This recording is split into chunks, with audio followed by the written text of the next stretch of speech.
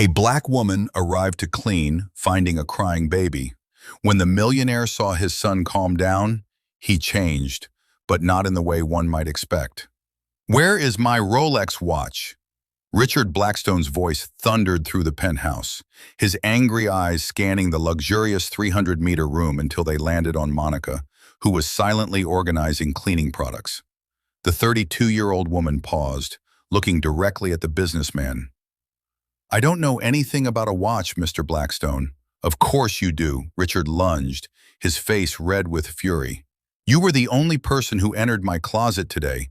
A $50,000 Submariner doesn't just disappear." Monica stood tall, her hands gripping her cleaning cloth. 5 years with elite cleaning services had taught her to handle difficult customers, but Richard's tone today felt different, more cruel, more personal. "I can check my purse, if that will make you feel better," she offered calmly, though a familiar pang of indignation swelled within her. "Oh, you'll be sure to check." Richard grabbed his phone. "And the police will take a look too. People like you always think they can take advantage of hard-working people like me." It was at that moment a desperate cry echoed through the apartment. Richard's 6-month-old son, Thomas, was inconsolable in his crib in the next room. This wasn't normal crying, it was deeper, more distressing. "His son is crying," Monica observed. Richard didn't even glance towards the bedroom. "The nanny takes care of that. Now open that bag." But the crying intensified, and Monica couldn't ignore it. Against all protocol, she walked to the baby's room. What she saw shocked her. Thomas was alone, his diaper soiled from hours of crying, his face red, and no nanny in sight. "Hi, little one," Monica whispered, approaching carefully. Her maternal instincts, honed from caring for her nephews, took over. She quickly checked Thomas, changed his diaper, and picked him up. In seconds, the baby stopped crying, nestling into her arms as if he'd finally found comfort. "What the hell are you doing?" Richard appeared at the door, still holding his phone. "Put my son down right now." Monica carefully handed Thomas over, but the moment Richard took him, the baby started crying intensely again. Richard tried rocking him, talking to him, but nothing worked. Thomas seemed inconsolable in his own father's arms. "I don't understand," Richard muttered, clearly frustrated. "He stopped crying with you in seconds." "Babies sense tension," Monica explained simply. "When adults are nervous or aggressive, they notice." Richard stared at her with a mix of surprise and irritation. "Are you implying that I'm a bad father?" "I'm just explaining why your son calmed down with me." For a brief moment, something shifted in Richard's gaze. A spark of curiosity, perhaps even respect. But it lasted only seconds before arrogance returned. "Well, what a convenient coincidence," he said, his voice heavy with sarcasm. "The same person who steals my watch also has a magic touch with babies. What a well-crafted story." Monica took a deep breath. For years, she'd swallowed prejudiced comments, suspicious looks, and veiled accusations. But this time something was different. This time she wasn't going to back down. "Mr. Blackstone," she said, her voice calm but firm, "let me make one thing clear. I did not take your watch, and if you're determined to accuse me without proof, I suggest you call the police. I'm sure they'll be very interested in investigating everything." Her tone made Richard hesitate. There was something about Monica's confidence, the way she held his gaze, that made him slightly uneasy, as if she knew something he didn't. "That's right," Monica continued, organizing her materials. "A full investigation, security cameras, records, history, everything." What Richard Blackstone couldn't imagine was that this false accusation had just awakened something in Monica that had been dormant for years. And when you underestimate someone who has been through much worse, you're not just making a mistake, you're signing your own death warrant. Monica's unshakable confidence unsettled Richard for just a few seconds. Soon, his natural arrogance reassumed control, and he misinterpreted her calmness completely. "Full investigation," Richard laughed cruelly. "Perfect. The more evidence, the better." He typed frantically on his cell phone. "I'm sending a message to the entire elite cleaning services team. I want them to know exactly what kind of employee you have." Monica continued organizing her materials, but her jaw tightened slightly. She knew this pattern all too well. During 5 years of cleaning homes for the elite, she had witnessed dozens of similar situations. Missing objects that magically reappeared after the domestic worker had been publicly humiliated. In fact, Richard continued, clearly emboldened by his own venom, I'm going to post this on my social media as well. I need to warn other employers about people like you. Something changed in the air when Richard uttered those last words. Monica stopped moving completely, her eyes meeting his with an intensity that made the businessman take an involuntary step backward. People like me? She repeated slowly. How interesting. And what kind of person am I, Mr. Blackstone? Richard hesitated, realizing he had stepped on dangerous ground, but his ego would not allow him to back down.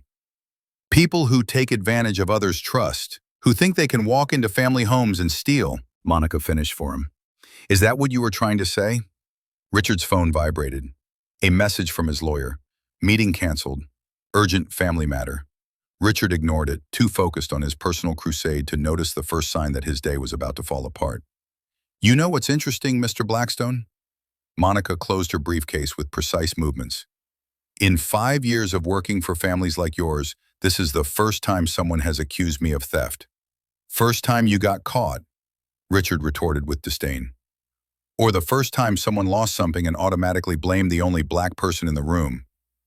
The words came out with an icy calm that made Richard swallow hard. Richard's cell phone vibrated again. Then once more, he ignored it, determined to maintain control of a situation that was clearly slipping through his fingers. Listen here, Richard approached her, trying to intimidate her with his physical presence. I've known people like you forever. You come in with this dignified attitude, but deep down what? Monica turned completely toward him, and for the first time, Richard noticed something in her eyes that made him question whether he had chosen the wrong person to humiliate. Thomas began to cry again from the bedroom, but this time, neither of them moved. The tension in the apartment had become almost palpable. I'll tell you something about people like me, Monica said, picking up her purse. We grow up learning that the truth always comes out, always. And when it does, those who lied pay a very high price. Are you threatening me? I'm just letting you know how the real world works. Monica walked toward the door. Oh, and Mr. Blackstone, I suggest you check your pockets, and maybe your car. Men like you have a habit of blaming others for their mistakes. Richard's phone exploded in a flurry of notifications. This time he looked. 12 missed messages, 3 missed calls, all from his office. Where do you think you're going? The police are on their way. Great, she replied, standing in the doorway. I love the police, especially when they see the building's security cameras. Richard frowned. What cameras? The cameras that show everything that happens in the hallways, elevators, and parking lot of this building. The same ones that will show that I arrived here at 9 this morning and haven't left one since then. Monica smiled for the first time, but mostly, the ones that will show where you really lost your watch. That's when Richard started to sweat. Not just because of what Monica said, but because of how she said it, like someone who already knew exactly what those cameras would reveal. His phone rang. The name on the screen made his blood run cold. Private investigator. Urgent. Urgent. Excuse me, Monica said politely. Confident. I need to find my next house. But don't worry, Mr. Blackstone. I'm sure we'll get to the bottom of this today. As she disappeared down the hallway, Richard finally answered the phone with trembling voice, trembling hands. Mr. Blackstone, the investigator's voice was tense. Serious. We need to talk right away. It's about your wife. Richard felt the world spin. Surprised. My wife? She's not even in town. Firm. That's exactly what we need to talk about. Flashback. While Richard processed his wife's betrayal, Monica was in the parking lot of the building making a call to her sister, Carmen. Casual. I need you to do me a favor. Remember that private security course I took before I came to the United States? Curious. Sure, you were the best student in the class. Why? Determined. I need you to contact our instructor, Detective Martinez. Tell him Monica Santos needs a little professional favor. Concerned. Carmen hesitated. Sister, are you in trouble? Playful. Not yet, Monica smiled, watching the building security cameras. Ominous. but someone will be soon. What no one knew about Monica was that before moving to the United States, she had worked for 5 years as a private investigator in Jamaica. She wasn't just a cleaning lady. She was a woman with a degree in criminology who had chosen cleaning jobs to support her graduate studies in forensic psychology. 30 minutes later, Detective Martinez returned her call. Cheerful, proud. "Monica Santos, my best former student. What can I do for you?" Businesslike. "I need legal access to the security footage from a building, and maybe a little investigation into a man named Richard Blackstone." Confident. "Leave it to me. How soon do you need it?" Satisfied. 2 hours would be perfect. Meanwhile, Richard was trying to deal simultaneously with the revelation about his wife and the police who had finally arrived to investigate the theft of the watch. The two officers, Detective Johnson and Detective Rodriguez, listened to his version of events with increasingly skeptical expressions. Skeptical. "So, you're saying that a cleaning lady stole your watch, but you're not sure when or how?" Detective Johnson jotted down notes. Defensive. "She was the only person who entered my closet today." Probing. "And where exactly did you last see the watch?" Richard hesitated. The truth was he couldn't remember. With all the confusion of the last few days, meetings, travel, problems with nannies, his routine was completely out of whack. Hesitant. I always leave it on the nightstand." Challenging. Detective Rodriguez raised an eyebrow. "Always? Are you absolutely certain about that?" Just then, Richard's phone rang again, his family lawyer. Concerned. Urgent. "Richard, I just got a very strange call. Someone is asking questions about you at the office. Questions about your professional conduct, your employment history.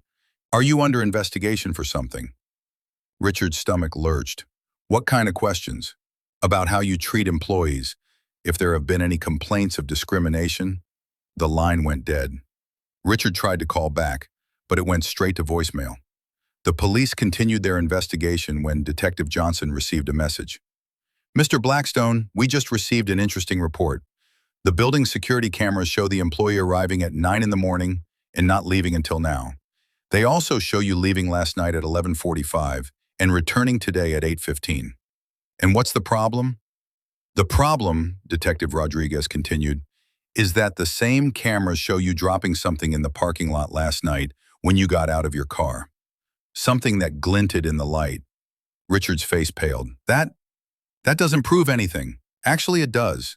The building security team found this an hour ago." Detective Johnson showed him a plastic bag containing a Rolex watch. "It was under your car, Mr. Blackstone." The humiliation was complete. Richard had accused an innocent woman of theft when he himself had carelessly lost his watch. But the worst was yet to come. Detective Martinez called Monica with information that made her smile for the first time in weeks. "Monica, you won't believe what I found out about this Richard Blackstone. He has a history of 3 racial discrimination lawsuits in the last 5 years, all settled out of court with a gag order. And there's more. His company is being investigated by the IRS for tax evasion. And from the looks of it, he's about to lose everything. His wife is filing for divorce and half his assets. The man is desperate." Monica processed the information carefully. Richard Blackstone wasn't just a prejudiced man. He was a prejudiced, desperate man with a history of discriminatory behavior. Exactly the kind of person who needed a public lesson. "Detective Martinez, I need one more favor. Do you still have contacts in the investigative press?" "Yes, I do." "Why?" "Because a story is about to be told, and this time it will be told correctly." When Richard was finally alone in his apartment after the police left, he looked at the watch he had recovered. For a moment, he considered calling the cleaning company and apologizing, but his wounded pride spoke louder. "She may have proven she didn't steal the watch," he muttered to himself, "but she's still just a cleaning lady. What harm can she do to me?" That question would be answered very soon, because while Richard completely underestimated the woman he had humiliated, Monica was 3 steps ahead, orchestrating a life lesson. That would make Richard rethink every prejudiced choice he had ever made. What Richard couldn't imagine was that his arrogant question, "What harm can a cleaning lady do to me?" was about to become the greatest irony of his privileged life. Richard spent the afternoon trying to control the damage, like a captain trying to plug holes in the Titanic.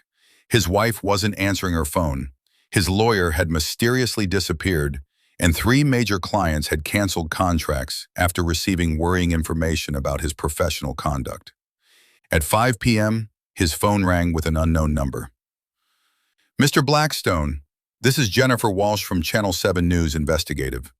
We are preparing a story on workplace discrimination and would very much like your side of some very serious allegations. What allegations? Richard felt cold sweat run down his back. We have documentation of 3 racial discrimination cases in the last 5 years, all settled with very generous non-disclosure agreements.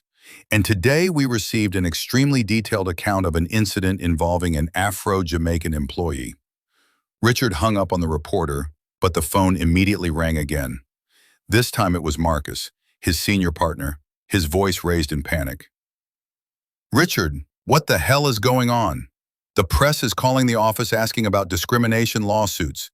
I got a strange call from someone saying, you have a systematic pattern of problematic behavior with black employees. While Richard tried to explain the inexplicable, Monica sat comfortably in a fancy cafe 3 blocks away, talking to Detective Martinez and an imposing woman. Monica, this is Dr. Patricia Williams, one of the most respected civil rights attorneys in the country. She personally represented the 3 female employees who previously sued Blackstone. Dr. Williams opened an impressively thick file on the table. Ms. Santos, your situation is virtually identical to the other women. Black female employees, completely false accusations, clear attempts at intimidation and public humiliation. The crucial difference is that you documented absolutely everything in real time. How so? Your phone was recording during the entire incident today. Did you plan this? The lawyer asked with professional curiosity. Monica smiled for the first time in weeks. Let's just say that years of working as a private investigator in Jamaica taught me to always be prepared, especially when I start noticing extremely suspicious patterns of behavior. Detective Martinez cuckily, admiringly, you planned this from the beginning? Explaining, not exactly from the beginning, but when I started working for elite families, I quickly realized that I needed to protect myself from situations like this. I research all my clients thoroughly before accepting any job. When I saw Mr. Blackstone's troubled history, I set my phone to automatically record whenever I'm working on his property. Dr. Williams took another document from the file. And there's much more. The building's security footage clearly shows that he blatantly lied to the police about several crucial details of the incident. We have him red-handed for false reporting. At that very moment, Richard was facing the worst professional nightmare of his privileged life. The company's board of directors had convened an emergency meeting after receiving a devastatingly comprehensive dossier on his history of discrimination. Richard, said Margaret Chun, the board chair, her voice firm, I see we have received some extremely troubling documentation, not just about the previous labor lawsuits, but about an incident that happened today that was completely recorded. This is total nonsense. You falsely accused a female employee of theft based solely on the fact that she is black, interrupted another board member. And this entire conversation was recorded without your knowledge. 37 minutes of crystal clear audio. Richard felt the world collapse around him as Margaret slid a tablet across the table. On the screen, his own voice was unmistakably clear. People like you always think you can take advantage of hardworking people like me? And then, I've known people like you forever. That's completely out of context. Is it? Margaret continued playing the recording. Because we have the entire conversation, including you saying verbatim that you're going to alert other employers about people like her. Richard's phone vibrated with a notification that made his blood run cold. Channel 7 News on Twitter. Coming up, elite executive has history of systemic discrimination exposed by employee who documented everything. Special broadcast at 7 p.m. Resolute. Richard. Margaret closed the tablet with a sharp click. The board has decided unanimously. You are suspended indefinitely, and we strongly recommend that you seek legal assistance immediately. At 7 p.m., Richard was alone in his penthouse apartment, watching his life be methodically torn apart on national television. Reporter Jennifer Walsh was live. A new case shocks the community as exclusive recordings reveal the systematically discriminatory behavior of Richard Blackstone, a senior executive at one of the city's largest investment firms. The full audio was played in its entirety. Every prejudiced word, every false accusation, every attempt at intimidation was exposed for the entire city to hear. Richard's phone exploded with notifications, clients canceling contracts, acquaintances expressing deep concern, his social and professional life disintegrating in real time. The coup de grace came at 9 p.m. when Victoria finally called from Las Vegas. Worried, "Richard, I'm watching the news here at the hotel. My lawyer says this drastically complicates our separation." "Victoria, please listen." "No, Richard. For years I swallowed your jokes about employees, your comments about certain people. I thought it was just immaturity. But this reveals exactly who you really are. You can't abandon me now. The divorce settlement has completely changed. My lawyer wants 50% of absolutely everything, including your share of the company. After all, who's going to want to do business with a man who appears on national television talking like that about black employees?" While Richard faced the total collapse of his privileged existence, Monica was quietly at home preparing dinner. Detective Martinez called with a final report that made her smile with genuine satisfaction. The Federal Department of Civil Rights is opening a formal investigation into his company. The IRS has expedited the tax audit after the public exposure, and Dr. Williams has successfully reopened the cases of the other 3 women. Her phone rang again. "Monica Santos, this is David Chun from Chen and Associates. We are an internationally renowned corporate security firm. We saw your story in the news and would love to talk to you about a position as a senior investigator with a starting salary of $80,000 a year." Richard Blackstone had discovered in the most humiliating way possible that underestimating someone based on prejudice not only revealed his own rotten character, it created the perfect scenario for his own complete destruction. When you deliberately choose to humiliate a person who has all the tools necessary to defend herself, you're not just committing an injustice, you're handing her all the weapons she needs to completely rewrite your story and reduce your arrogance to ashes. 6 months later, Monica Santos sat in her office on the 23rd floor of Chen and Associates, supervising a team of 12 investigators. The panoramic view of the city stretched out through the glass windows, a stark contrast to the apartments she used to clean. "Miss Santos," her assistant announced over the intercom, "Reporter Jennifer Walsh is here for the interview about the Civil Rights Defender of the Year award." The public recognition had come as a surprise. Her courage in documenting and exposing Richard's discriminatory behavior had inspired other victims to come forward, creating a wave of change in the city's labor policies. "Monica," Jennifer smiled as she entered, "how does it feel to know that your story changed the law on protective recordings for domestic workers?" "Satisfied, but not surprised," Monica replied with a confident smile that had become her trademark. Her investigative firm had grown exponentially. Clients came specifically asking for the woman who took down Blackstone. 3 large corporations hired her for internal discrimination audits, paying fees that exceeded her former cleaning salary tenfold. Meanwhile, across town, Richard Blackstone pushed a shopping cart through a neighborhood supermarket. His fall had been brutal and complete. The company had fired him permanently. Victoria had taken half his assets in the divorce, and no reputable firm would hire him after his national exposure. The penthouse apartment had been sold to pay legal bills. Now he lived in a small studio in the suburbs, relying on temporary jobs to survive. His presence on social media had become a classic example of how not to treat employees. "Daddy, why is that lady on TV talking about you?" asked Thomas, now 3 years old, during one of the rare visits Victoria allowed. Richard didn't know how to explain to his son that he had become synonymous with corporate injustice.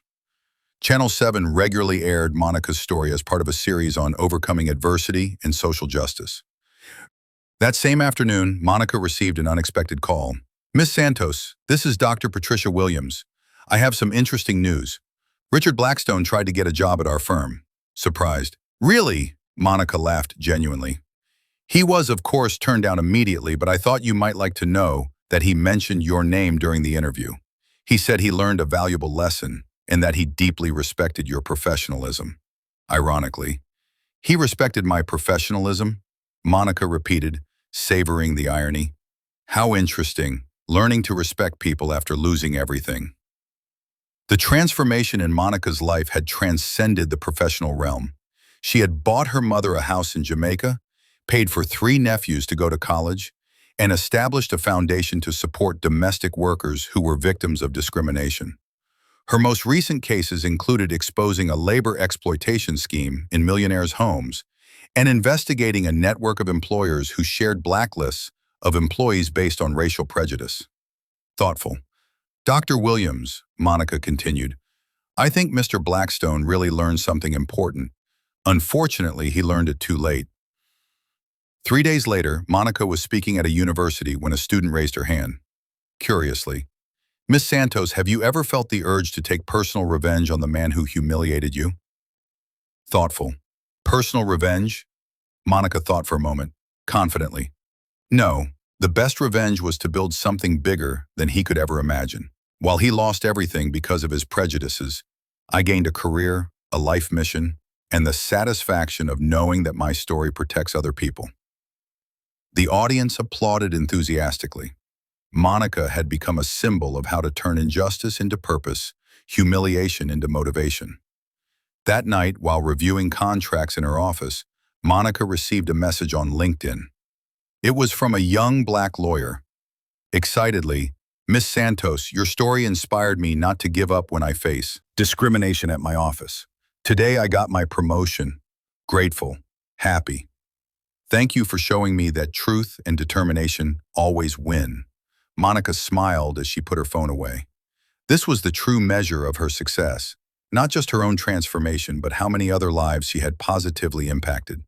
Richard Blackstone had tried to destroy her based solely on the color of her skin and the assumption that people like her couldn't defend themselves. Ironically, by attacking her, he had given Monica all the tools she needed to build an empire based on protecting others like her. Justice had been served perfectly. While Richard humbly learned that prejudice has devastating consequences, Monica thrived, proving true strength lies not in subjugating others, but in lifting them up. Sometimes the best revenge isn't destroying those who hurt you. It's building something so great that their evil becomes completely irrelevant. Richard tried to humiliate a cleaning lady and ended up creating one of the most respected investigators in the country.